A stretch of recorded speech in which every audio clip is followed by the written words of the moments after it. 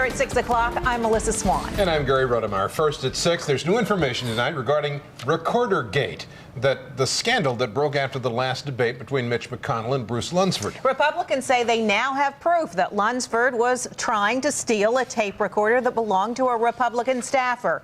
WHAS 11's Mark Hebert has the story you'll see only on 11.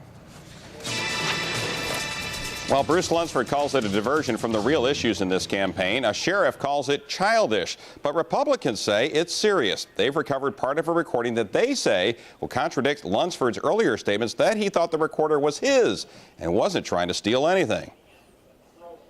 And I will do it to protect. During his last debate with Senator Mitch McConnell last week, Bruce Lunsford got ticked off. He says a Republican campaign staffer violated the debate rules and tried to hide a recorder on his podium. At the end of the debate, Lunsford picked up the tape player, like this one, and gave it to one of his staff members who erased some of the recordings. The sheriff ordered the Lunsford folks to give the recorder back.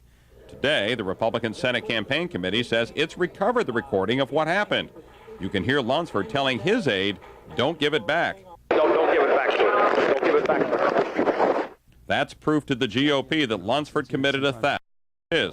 I can tell you that they're lucky they got it back, because what they did was invade my space on my podium, bugged my podium. And I think Kentucky is where I am. So we're great with that. I'm saying to you, this is about the economy.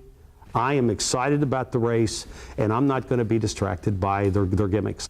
The GOP staffer, one of a couple who have been following Lunsford with cameras and recorders throughout the campaign, is now seeking criminal charges against the Democratic U.S. Senate candidate. To some, that might seem as silly as Lunsford taking the recorder in the first place. But does it splash back on you a little bit, that as the Republicans that are pursuing these criminal charges, does it look a little foolish and tomfoolery kind of stuff? I wasn't there. As to whether it's foolish, that'll be up to the law enforcement officials in Marshall County to determine. The Recordergate fiasco has provided some odd news in a tight race that's being watched across the country. I mean, we really have a chance as Kentuckians to give America the biggest upset of the night. Would it be an upset if Bruce Lunsford beat you?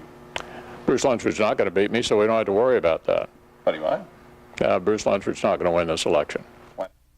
Now, the Marshall County Sheriff is the one who ordered the Lunsford folks to return that tape recorder. Sheriff Kevin Byers is now investigating at the request of Richard St. Onge. He's the GOP campaign staffer who wants criminal charges filed against Lunsford.